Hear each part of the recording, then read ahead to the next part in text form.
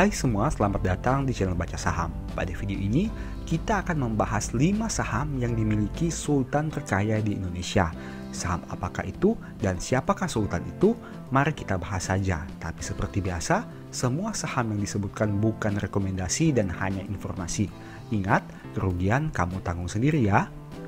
Nah, pada video ini, kita akan membahas saham-saham yang dimiliki oleh keluarga Hartono atau grup Djarum. Saham apakah itu? Mari kita bahas saja. Saham pertama tentunya adalah BBCA, di mana dalam 5 tahun terakhir harganya sudah naik 108%. Pernah menyentuh angka 9.400, tapi pernah juga menyentuh angka 3.920. Saham ini bergerak di sektor finansial yang merupakan perusahaan perbankan dan listing sejak tahun 2000. Di sini teman-teman bisa lihat bahwa kepemilikan saham di masyarakat adalah 42%. Nah, uniknya untuk saham BBCA ini banyak top manajemen baik itu komisaris maupun direksi yang punya kepemilikan saham perusahaan. Bahkan ada yang punya kepemilikan saham yang sangat besar dengan nominal yang mencapai ratusan miliar rupiah. Kita lihat dari kinerja labanya, teman-teman bisa lihat bahwa laba BBCA cenderung konsisten setiap tahun, meskipun pernah mengalami penurunan di tahun 2020.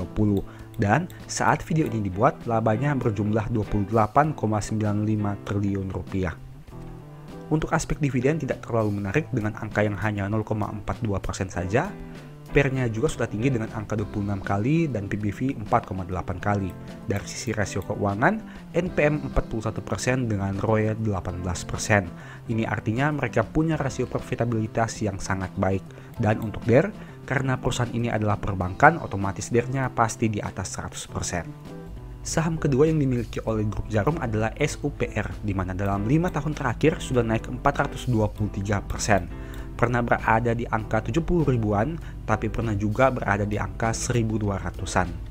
Saham SUPR ini bergerak di sektor infrastruktur dan listing sejak tahun 2011. Jumlah kepemilikan di masyarakatnya sangat kecil, hanya 0, sekian persen.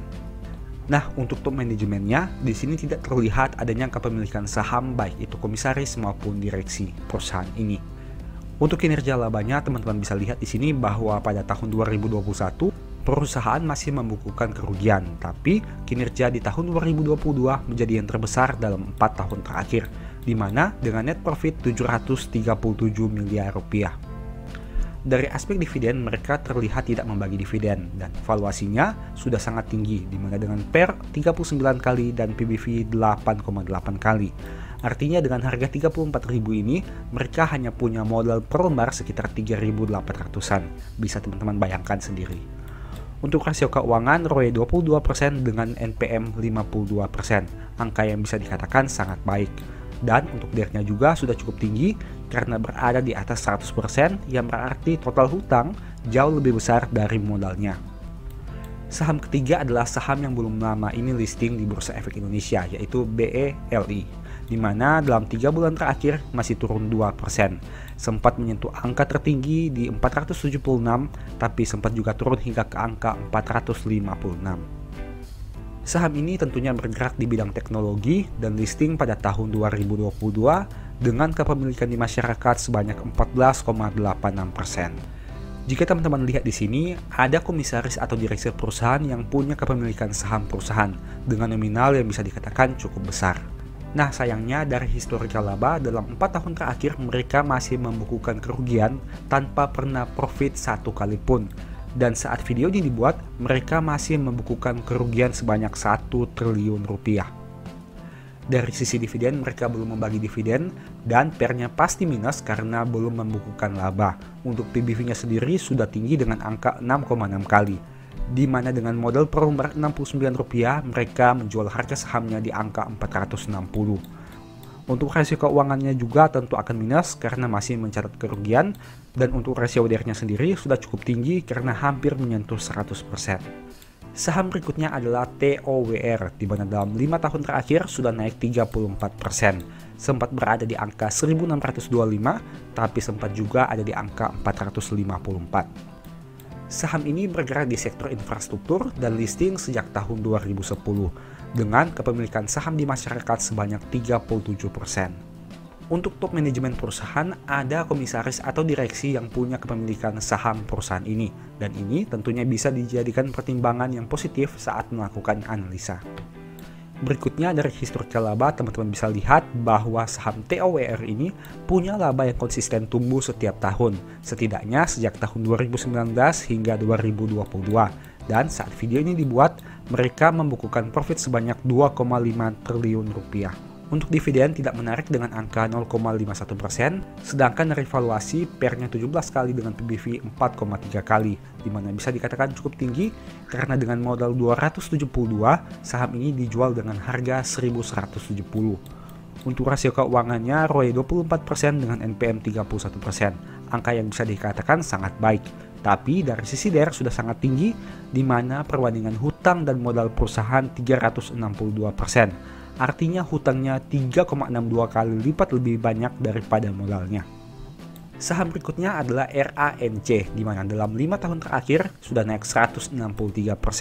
Sempat berada di angka 2.700, tapi sempat juga berada di angka 234. Saham ini bergerak di sektor consumer dan listing sejak tahun 2012, dengan kepemilikan di masyarakat sebanyak 11%. Teman-teman bisa lihat di sini juga bahwa ada komisaris atau direksi perusahaan yang punya kepemilikan saham perusahaan ini, sehingga hal itu juga bisa menjadi sentimen positif saat melakukan analisa. Kemudian kita lihat dari historical laba. Nah, sayangnya di tahun 2022 perusahaan masih membukukan kerugian di mana dengan nominal 59 miliar rupiah. Tapi pada tahun 2019 sampai 2021, saham ini konsisten membukukan keuntungan. Dari aspek dividen, mereka belum membagi dividen. Untuk valuasi PER-nya otomatis minus karena saham ini masih membukukan kerugian dari sisi pencapaian laba. Begitu juga dengan rasio NPM dan ROE-nya. Nah, untuk valuasi PBV-nya berada di angka 2,7 kali, di mana dengan modal 283, saham ini dijual dengan angka 785. Untuk DER-nya juga sudah sangat tinggi dengan angka 201, yang berarti total hutangnya 2,1 kali lipat lebih banyak daripada modalnya. Nah, menurut teman-teman bagaimana? Dari 5 saham yang dimiliki oleh grup Djarum tadi, apakah ada yang menarik?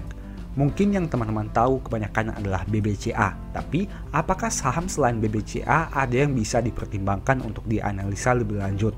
Nah, menariknya, yang saya dapati untuk saham-saham yang dimiliki oleh grup Djarum ini, kebanyakan atau mayoritas direksi atau komisaris perusahaan punya kepemilikan saham di perusahaan yang mereka pimpin. Dan tentunya hal itu bisa menjadi pertimbangan baik saat melakukan analisa. Mungkin saja hal itu menjadi strategi agar supaya top manajemen perusahaan dapat memimpin perusahaan dengan baik, karena juga mereka memiliki kepentingan dari sisi pemegang sahamnya. Nah, sebagai informasi, apabila kamu ingin membeli atau mempelajari suatu saham, tentunya kamu butuh menganalisa fundamentalnya dan punya money management saat melakukan pembelian. Untuk itu, apabila kamu ingin belajar dua hal ini, mungkin ebook The Stock Market bisa membantu. Untuk detail pembahasannya, silahkan baca pada tampilan berikut ini. Selain itu, apabila kamu ingin belajar bagaimana cara menganalisa laporan keuangan dengan lebih detail, mungkin ebook Cara Cepat Analisa Laporan Keuangan ini bisa bermanfaat. Banyak pembahasan yang disajikan terkait analisa laporan keuangan yang tentunya bisa membantu teman-teman dalam melakukan analisa. Ada juga file Excel yang berfungsi sebagai fitur screening laporan keuangan. Apabila teman-teman tertarik membeli ebook Baca Saham, silahkan chat WA saja ke nomor yang tercantum ini. Nah, demikian informasi pada video ini. Selalu ingat bahwa semua saham yang disebutkan bukan rekomendasi dan hanya informasi. Ingat, kerugian kamu tanggung sendiri ya. Oke, semoga video ini bermanfaat. Thank you.